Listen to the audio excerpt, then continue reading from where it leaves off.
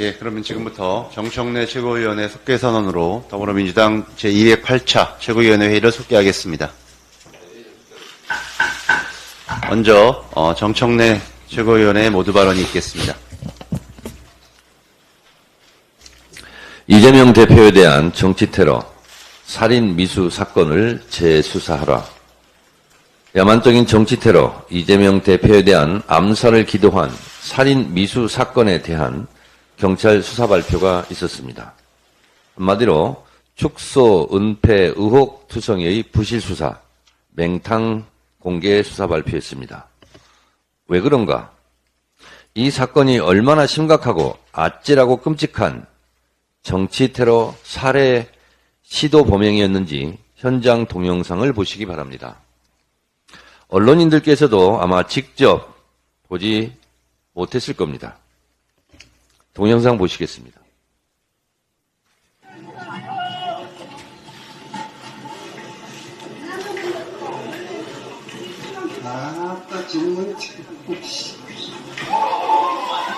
경찰은 이 대표가 피습 당시 입었던 셔츠도 공개했습니다. 셔츠 목깃이 피로 물들어 있었는데 목깃이 칼날을 막아주지 않았다면 치명적 결과가 났을 것이라고 밝혔습니다.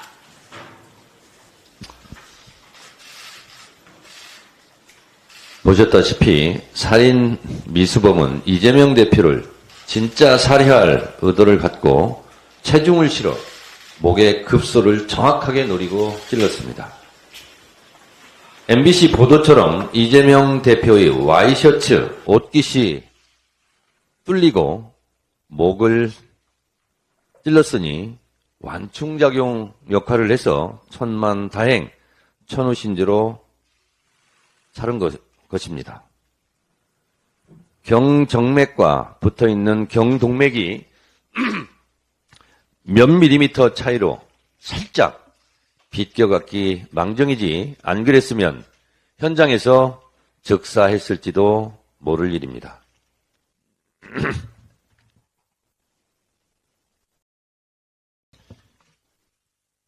이것이 이재명 대표가 당시 입고 있었던 와이셔츠입니다.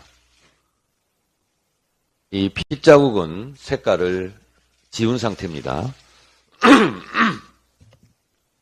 진짜 충격적인 사진입니다. 보시다시피 이 왼쪽 목젖을 찔렸는데 이 와이셔츠 두 겹이 뚫려 있습니다. 만약에 그냥 맨살로 칼로 닿았다면 의사들의 말을 들어보니 경정맥과 경동맥은 딱 붙어 있다고 그럽니다. 그런데 천우신조로 이 와이셔츠 옷깃이 뚫리면서 완충 역할을 해서 바로 칼이 맨살에 닿지 않았으니 경동맥을 다치지 않았다라는 겁니다. 경동맥이 뚫렸으면 피의 펌핑 현상이 일어나서 지혈을 해도 살리기는 어려웠다는 게 의사들의 대체적인 입장입니다.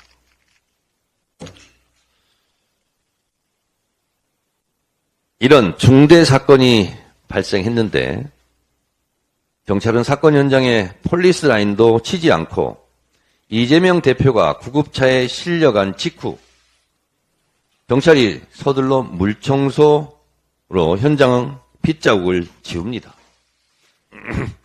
이거 증거인멸 아닙니까? 왜 폴리스 라인을 치지 않죠?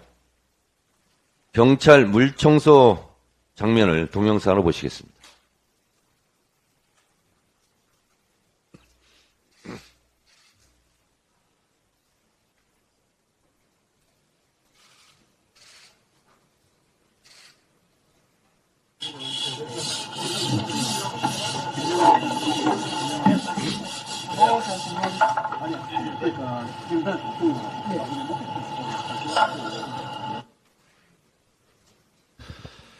이상하지 않습니까? 사건 발생 1시간도 안 되었고 당신은 이재명 대표의 생사 여부를 판가름하기 어려운 혼란스러운 상황이었는데 사건 현장을 왜 훼손합니까? 전망대 관리소 직원도 아닌 경찰이 누구 지시를 받고 사건 현장에 남아있을지도 모를 증거를 물청소로 지웁니까? 상부의 지시 없이 가능한 일입니까? 현장을 급히 물청소하라고 지시한 윗선이 누구인지 밝혀야 합니다. 이러니 가짜뉴스가 횡행하는 겁니다. 국무총리실 산하 대테러 종합상황실이 가짜뉴스의 진원지 역할을 했다는 것은 지난번에 제가 말씀드렸습니다. 이런 가짜뉴스 진원지에 대해서는 무관용의 원칙으로 처벌해야 합니다. 민주당은 법적 조치를 취할 것입니다. 이번 경찰 수사 발표는 무효입니다. 경찰은 부실 수사, 축소, 은폐 의혹에 대해 다시 수사하고 다시 발표해야 합니다. 안 그러면 국회가 국정조사, 특검 등 권한 행사를 할 수밖에 없다는 점을 분명히 말씀드립니다. 경찰은 첫째, 살인미수 범인의 신상을 공개해야 합니다. 적용한 죄명은 살인미수죄이면서 왜 습격범이라고 명명합니까? 경찰의 공식 명칭도 이재명 대표에 대한 정치테러, 살인미수 사건이라고 사건명부터 정정하십시오. 왜 사건명부터 디스카운트합니까? 이런 중대범죄자 신상을 뉴욕타임즈도 공개했는데 대한민국 경찰은 무엇이 두려워 범인 신상조차 감춥니까? 둘째, 범인의 당적을 공개하십시오. 이미 찌라시로 돌았고 일부 언론에서 보도된 내용이고 알만한 사람은 다 압니다. 경찰 입장에서 당적이 공개되면 곤란한 상황이 발생합니까? 이것도 윗선의 압력으로 공개 못한 겁니까? 감추고 숨기는 자도 범인입니다. 셋째, 8쪽짜리 변명문도 정권의 유불리 입장에서 찔끔찔끔 흘리지 말고 전면 공개하시기 바랍니다. 넷째, 공범은 없고 단독범이라 발표했는데 그걸 누가 믿겠습니까? 범인의 칼 찌르는 장면을 보면 고도로 훈련된 사람 같습니다. 배우도 철저히 밝혀야 하고 흉기를 구입하고 줄로 날카롭게 갈고 6차례나 따라다녔다는데 6차례 동선과 동행인, 공모인은 없는지 철저히 수사해야 합니다.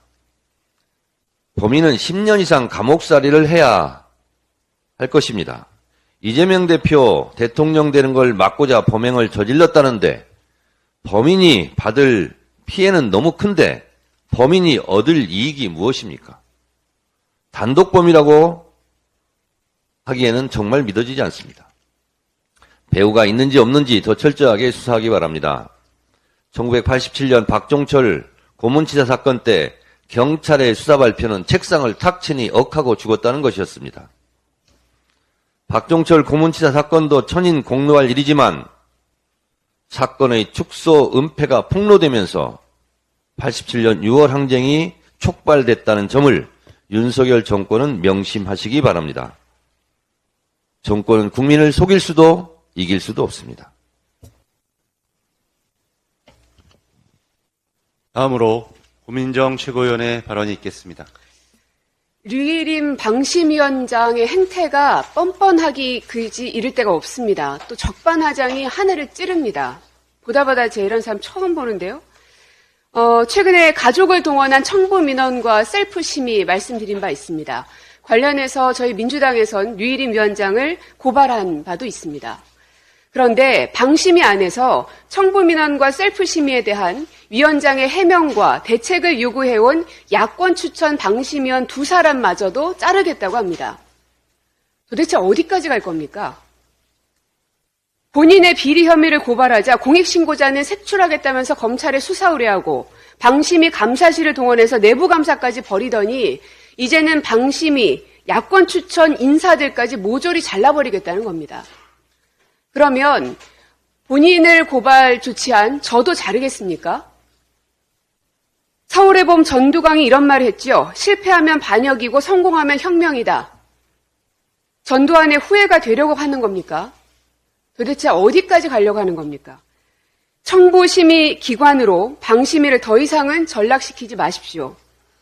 언론노조 방심위 지부가 얼마 전 11일 5기 심의위원회에 대한 직무수행 능력평가 설문조사 결과를 발표했습니다. 그걸 보니 류일임 위원장은 직무수행 능력이 미흡하다는 의견이 96.8%입니다. 긍정적인 답변은 하나도 없습니다. 그마저 있는 나머지 3.2%는 보통 의견입니다. 전체 방심위원 7명 중 가운데 가장 낮은 평가를 받았습니다. 목적성에 기반을 둔 편파적 심의를 하고 있다. 미디어연대 공동대표로서 위원회를 장악한 점령군이다. 이게 직원들의 평가입니다. 류일임 위원장은 위원장 자리가 아니라 법의 심판대 앞에 서야 합니다. 국가기관을 더 이상 주물럭거리면서 초토화시키지 마십시오. 당장 그 자리에서 내려오고 수사에 성심성의껏 임할 것을 촉구합니다. 그리고 권익위는 더 이상 범죄자 비호기관으로 전락하지 말고 류일임 위원장의 이해충돌에 대한 답을 내놓고 공익신고자 보호에 적극적으로 나서십시오. 또한 윤석열 대통령께서는 자신의 범죄를 숨기기 위해 국가기관의 힘까지도 막무가내로 활용하고 있는 이 사람을 당장 내치고 국가의 기강을 바로 세워주실 걸 다시 한번 요청드리겠습니다.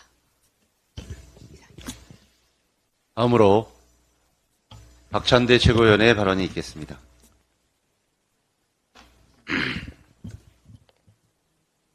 경찰은 권력 눈치 보지 마라. 이재명 대표 살인민수 사건에 대한 경찰 수사 발표가 정말 실망스럽습니다. 알맹이는 없고 쭉정이만 있는, 핵심은 없고 변죽만 울리는 발표였습니다. 경찰 수사 발표를 듣고 나니 범행 동기, 범행의 원인과 범행에 이르게 된 과정, 배후나 공범 여부에 관해 깔끔하게 이해가 되는 것이 아니라 의문만 증폭됩니다. 살인 미수범이 직접 작성했다는 7,446자 분량의 변명문은 범행의 동기가 무엇인지 파악할 수 있는 가장 핵심적인 증거물입니다. 그럼에도 경찰은 전문 공개를 거부하고 일부 내용만 추려 발표했습니다. 나머지는 알아서 상상하라는 뜻인지 아니면 반드시 감춰야 할 내용이 담겨 있어서 도저히 밝히지 못하는 것인지 모르겠습니다. 범인의 신상 정보도 비공개, 비공개를 하는 이유도 비공개, 당적도 비공개. 진상을 밝히라니까 왜 이렇게 감추기만 하는 것인지 도무지 납득이 되질 않습니다. 경찰이 홍길동전을 찍는 건지 아니면 벌거벗은 임금님 찍는 건지 모르겠습니다. 왜 살인미수범을 살인미수범이라 부르지 못합니까? 범인은 전직 구청 공무원 출신으로 오랫동안 국민의힘 당원이었다가 이재명 대표 살해를 위해 최근 당적을 바꿨으며 30년 넘게 보수 언론을 구독했고 극우 유튜버를 즐겨보며 태극기 부대 집회에도 수차례 참석한 적이 있는 보수적 정치 성향의 66세 김아무개라고 이름과 나이, 직업 등이 모두 언론에 보도됐습니다. 그런데도 경찰이 살인미수범 신상 정보를 꽁꽁 감추는 이유가 뭔지 의문입니다. 윗선에서 살인미수범 보호라도 하라고 지시라도 내려왔습니까? 권력의 눈치를 보는 듯한 경찰의 이러한 태도는 수사기관에 대한 신뢰를 떨어뜨리는 원인이자 앞으로 테러를 부추기는 오염된 토양이 될 것이 분명합니다. 경찰은 정치적 중립을 지켜야 합니다. 정치적 고려 없이 권력 눈치 보지 말고 이재명 대표 살인 미수 사건에 대해 전면 재수사하십시오. 공개할 정보들은 모두 투명하게 공개하십시오. 계속해서 경찰이 눈치 보며 미적거린다면 특단의 대책을 강구하겠습니다. 정말로 윤석열 아바타가 아니라면 거부권을 거부한다고 밝혀라. 사람의 생명보다 정치적 득실을 우선하는 태도가 가장 질 나쁜 정치입니다. 그런데 국힘당이 국회를 통과한 이태원 참사 특별법에 대해 부정적인 태도로 일관하고 있습니다. 전쟁 상황도 아닌 평시에 대한민국 수도 한복판에서 159명이 길을 걷다 희생되는 참사가 벌어졌습니다. 진상을 밝히고 추모하고 책임자를 처벌하고 재발 방지책을 세우는 것은 당연한 일입니다.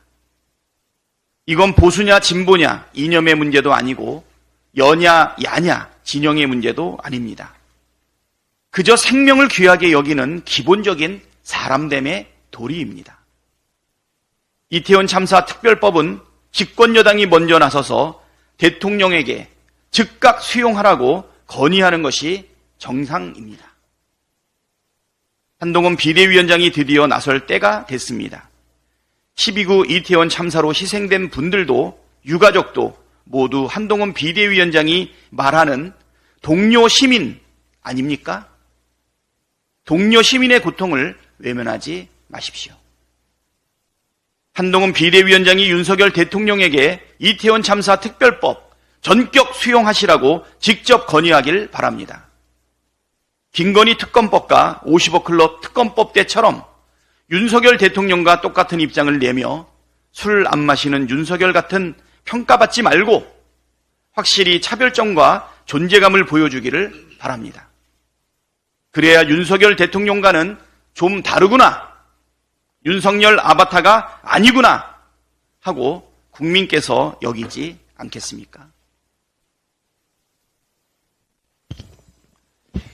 이어서 서영교 최고위원의 발언이 있겠습니다.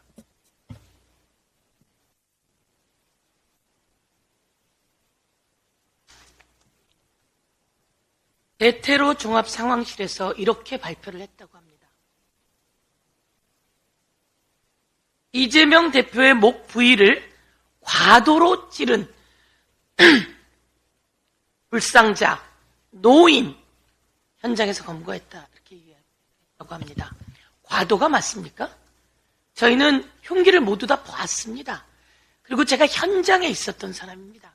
현장에서 그 검을 양날을 날카롭게 갈아왔습니다 라고 하는 관계자 이야기를 들었습니다.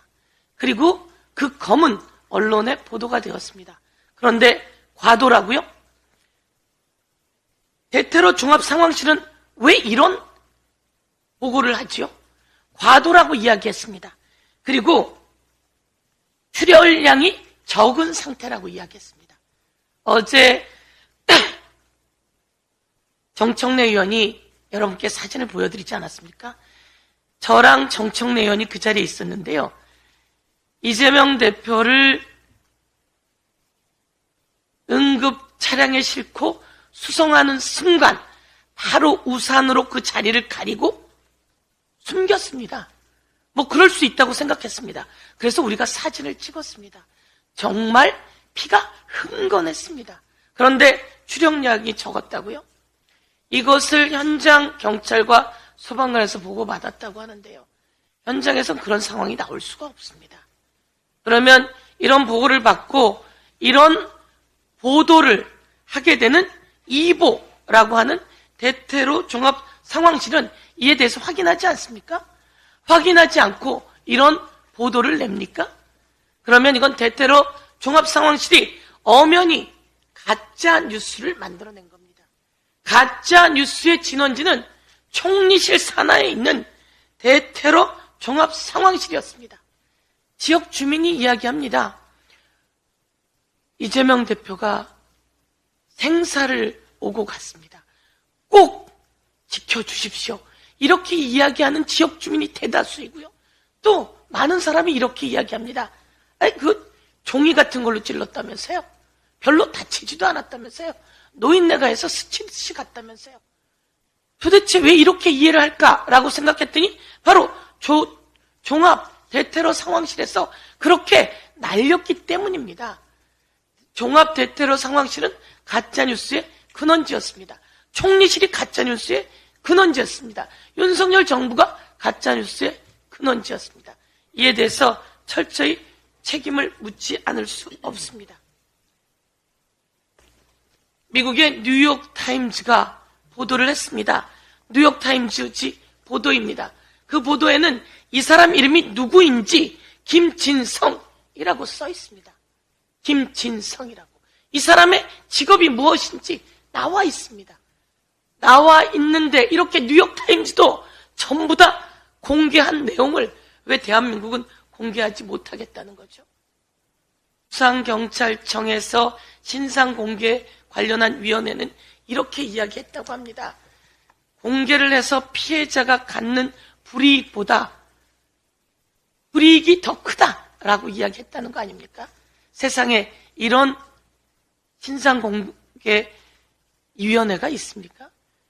대한민국의 야당 대표가, 대통령 가장 유력자가 이렇게 암살을 당했는데 그 미수에 그친 자를 공개하지 못하는 대한민국, 왜 그 사람의 이름을 이야기하지 못하고, 왜 그 사람이 국민의힘 당적을 4 내지 5년간 보유하고 태극기 집회를 다니고 그리고 어떤 유튜브를 받고 누구에게 경도되어 있고 누구를 계속 만나왔었는지 왜 공개를 안 하죠?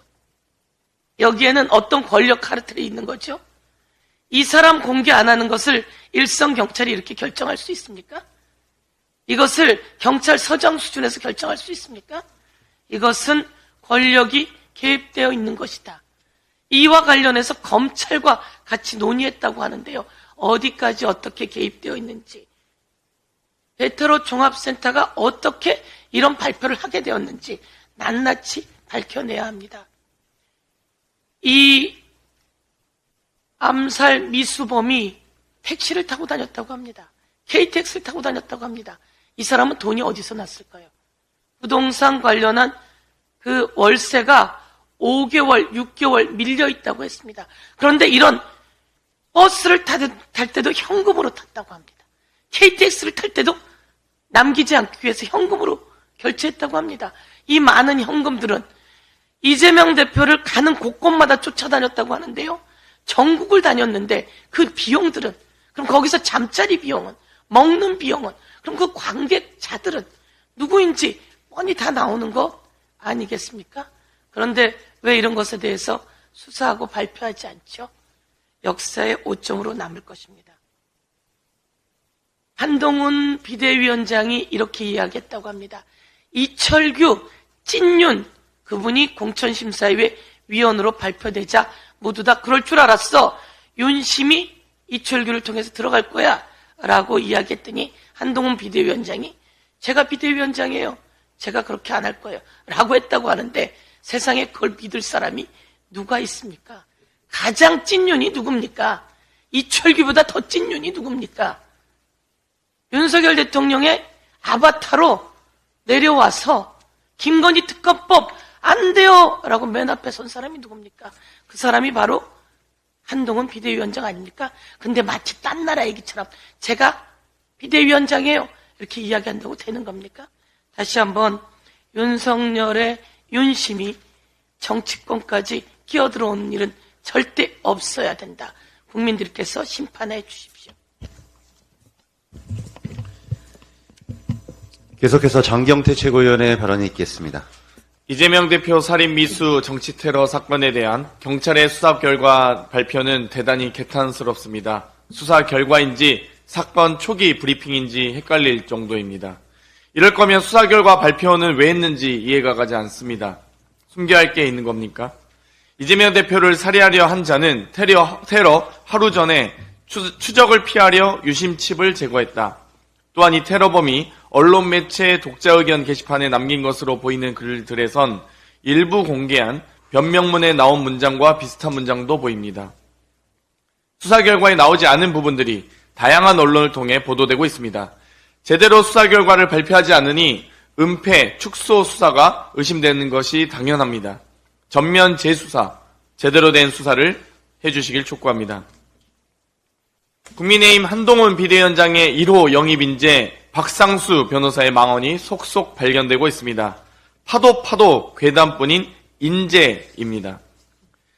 박상수 변호사는 자신의 SNS에 지난해 7월에는 신도시 마음카페에서 부동산 상승기에 기획 이혼 소송이 터져 나왔다는 여성 비하 망언과 함께 지난 11월에는 60년대생 이상 꿀빨러들은 청년들을 이해할 생각도 없다는 등의 노인 비하, 세대 비하 망언까지 다수의 혐오 혐오 발언들을 적었던 것이 확인됐습니다.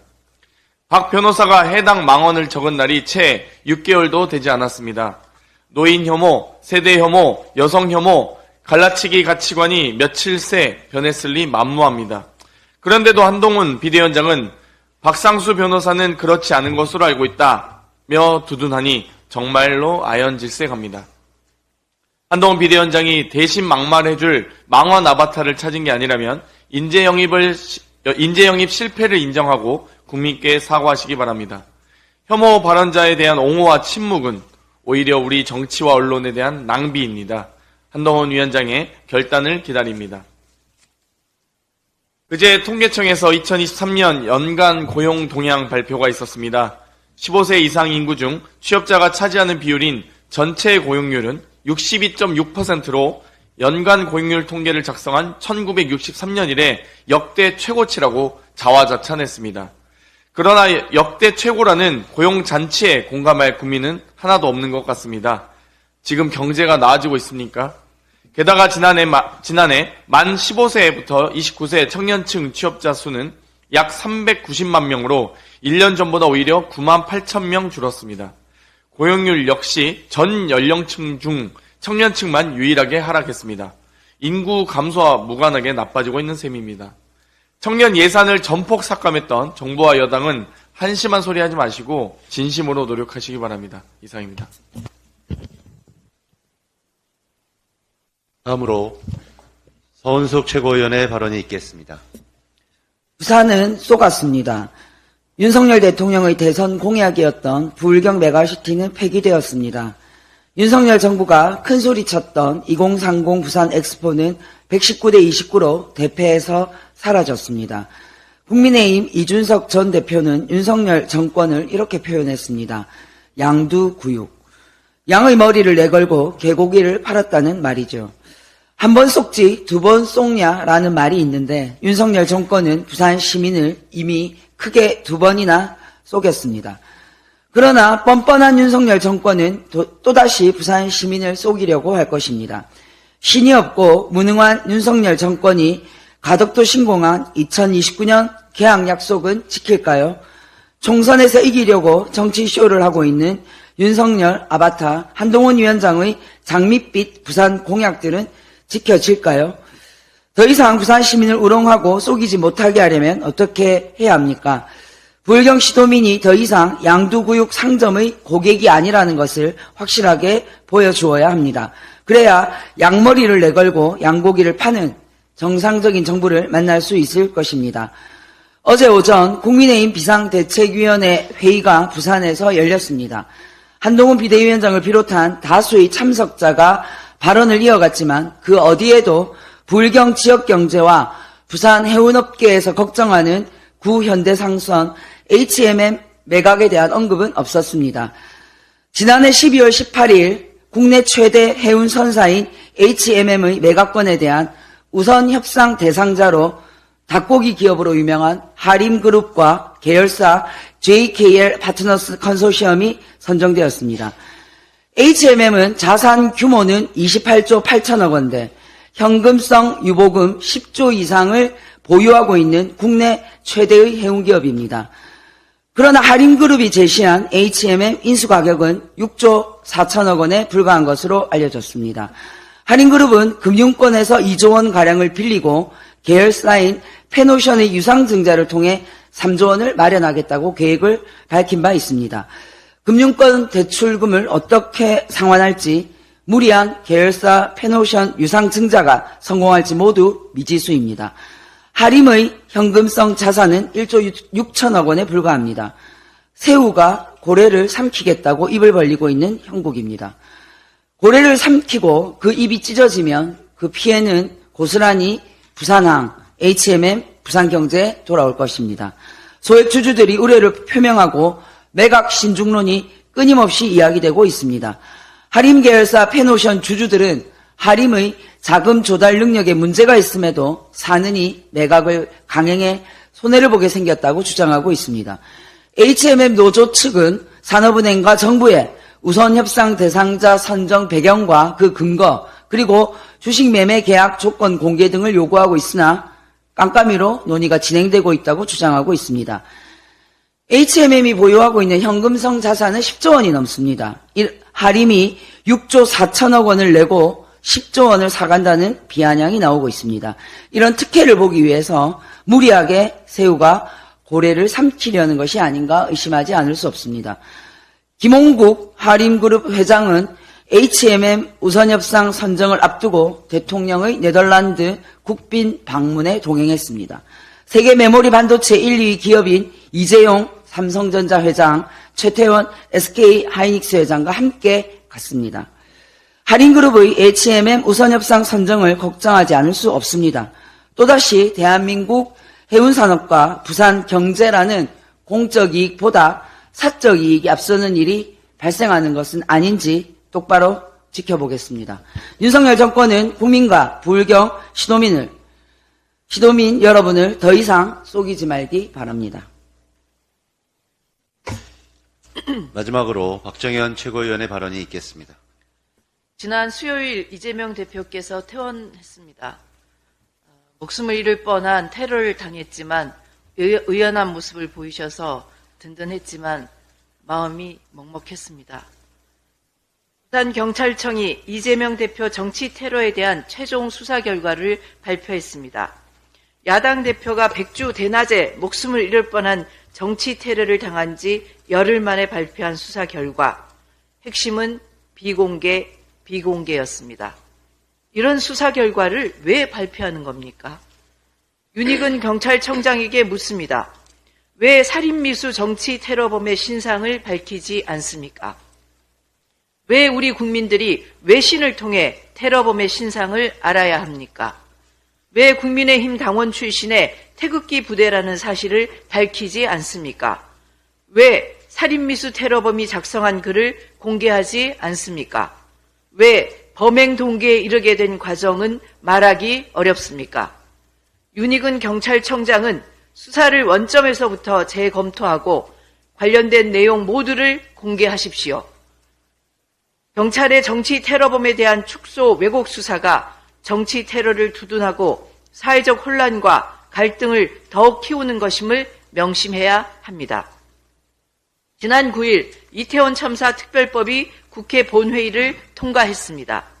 참사가 일어난 지 437일, 특별법이 발의된 지 264일이 된 날입니다.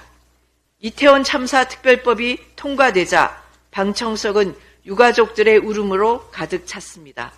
너무 늦어 죄송합니다. 그런데 국민의힘과 대통령실은 또 거부권을 만지작거리고 있습니다. 멀쩡하던 시민들이 길거리에서 사망했는데 아직까지 원인도 밝혀지지 않았고 지금까지 누구도 책임지는 사람이 없고 정부는 사과조차 제대로 하지 않고 있습니다. 국민의힘과 대통령실은 유가족들의 가슴에 든 피멍이 보이지 않습니까? 이태원 참사 유족들이 바라는 것은 성역 없는 진상규명과 책임자 처벌, 정부의 진정성 있는 사과뿐입니다. 윤석열 대통령은 이태원 참사 특별법을 즉시 공포하십시오. 양곡관리법, 간호법, 노랑봉투법, 방송3법, 김건희 특검법에 이어 이태원 참사 특별법도 거부권을 행사한다면 이제는 정말로 국민들이 윤석열 대통령을 거부할 것입니다. 이상 발언을 모두 마치고